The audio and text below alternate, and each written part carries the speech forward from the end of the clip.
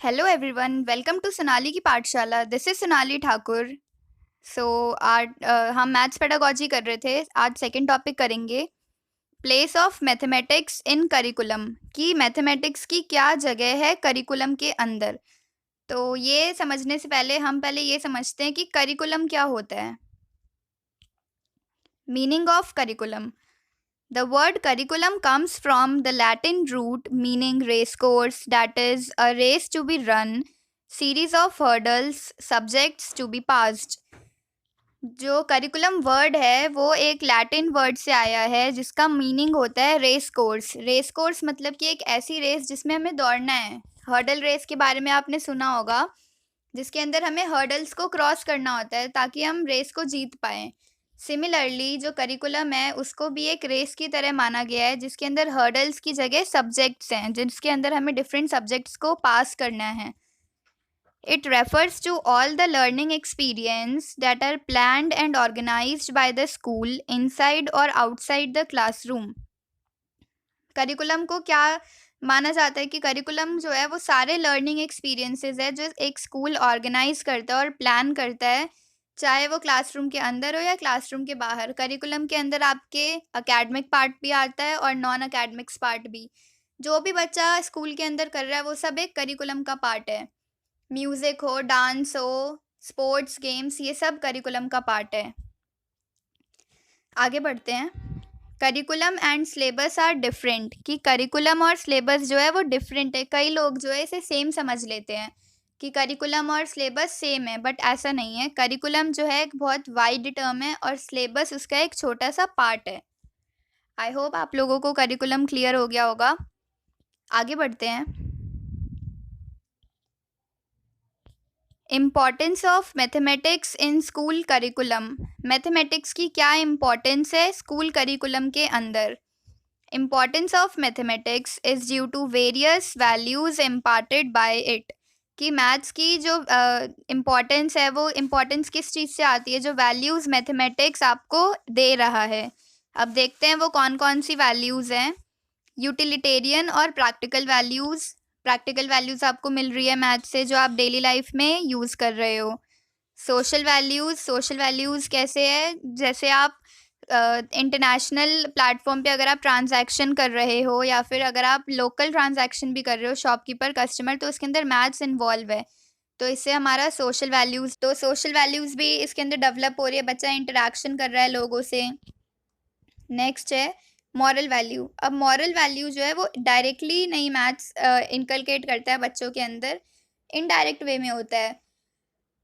जब बच्चों का एग्ज़ाम होता है तो एग्ज़ाम के अंदर आजकल एक 1 मार्क का मॉरल बेस्ड क्वेश्चन डाल देते हैं जिससे बच्चे के अंदर मॉरल वैल्यूज़ डेवलप हो, ट्रूथफुलनेस की, पेशेंस आए बच्चे में, गुड और बैड का डिफरेंस पता चले, लॉयल्टी हो। तो ये कुछ वैल्यूज़ हैं।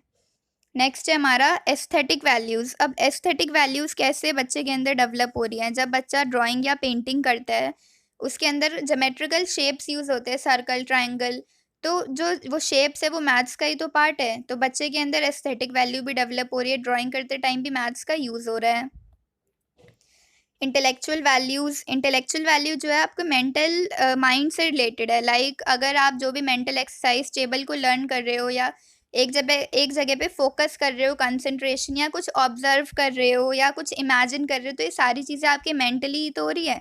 तो ये आपको कहाँ से आ रहा है, ये मैथ से ही तो आ रहा है कि आप मेंटल जो भी एक्सरसाइज करते हो, टेबल्स वगैरह लर्न, तो वो या प्रॉब्लम सॉल्व करते हो, तो वो सारी चीज़ें क्या है, मैथ से रिलेटेड है। तो इंटेलेक्चुअल वैल्यूज़ डेवलप हो रही हैं।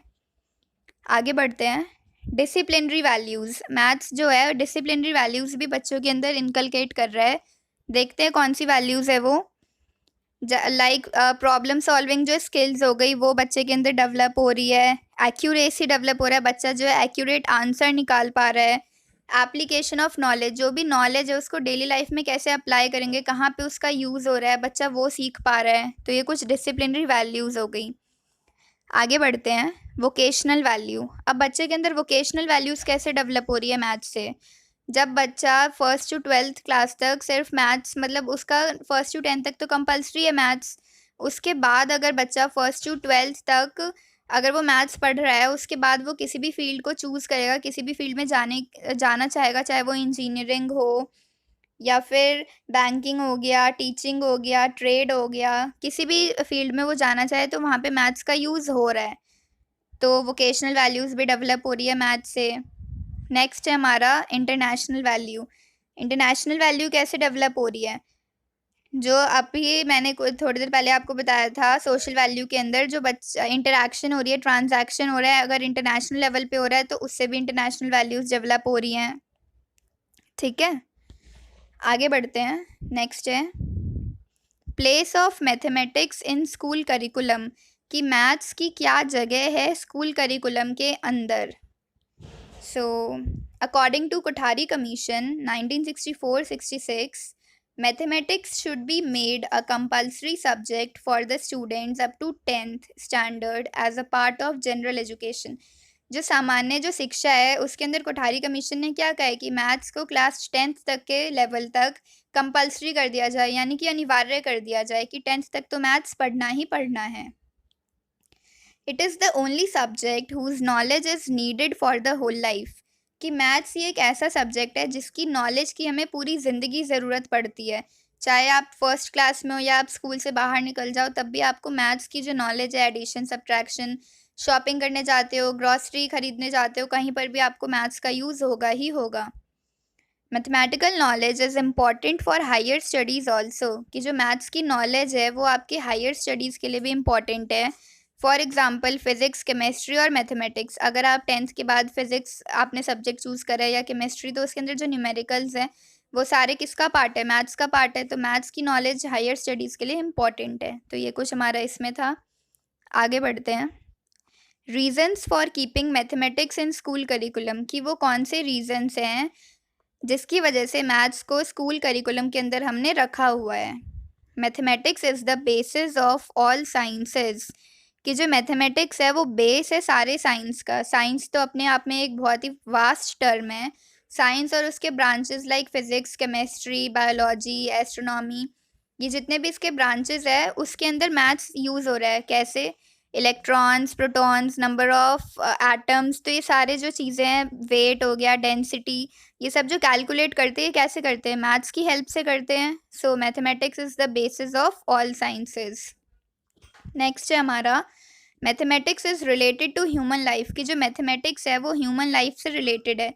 ऑफ कोर्स अभी तक हम यही तो करते आ रहे हैं कि मैथ्स जो है वो हमारे डेली लाइफ से रिलेटेड है। हम जो भी काम कर रहे हैं उसके अंदर मैथ्स इन्वॉल्व है। वोकेशनल वैल्यूज़ भी जो हमारी डेवलप हो रही है, इंजीनियरिंग, टीचिंग, हम जिस भी कोर्स में जाना चाहते हैं फील्ड में, उसके अंदर भी मैथ्स है। तो मैथमेटिक्स तो है ही ह्यूमन लाइफ से related. Mathematics generates logical attitude, कि जो मैथमेटिक्स है वो लॉजिकल एटीट्यूड डेवलप कर रहा है बच्चों के अंदर। अगर आप बच्चे को कोई प्रॉब्लम सॉल्व करने के लिए दे रहे हो तो उसके अंदर बच्चा जो है लॉजिकली सोच रहा है, तो उससे क्या डेवलप हो रहा है? लॉजिकल एटीट्यूड बच्चे के अंदर। ठीक, आगे बढ़ते हैं। नेक्स्ट है mathematics provide definite way of thinking.